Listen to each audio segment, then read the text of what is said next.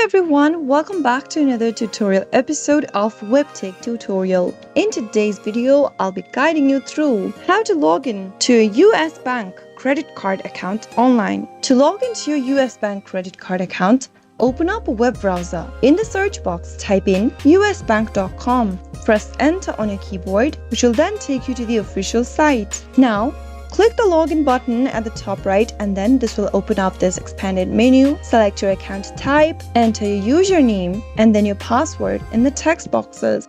After entering all of your credentials, click on the login button and then you'll end up in the main homepage of US Bank online banking account. Once you're inside, go ahead and check for a credit cards tab and click on it. And soon after you do that, you'll be able to access your credit card account. You can view your card balances, review transactions, make payments, and manage your credit card account settings. That is how you can easily log in to US Bank credit card online within a few minutes. If you found the video to be helpful, go ahead and give us a thumbs up. Don't forget to subscribe to the channel by hitting that subscribe button.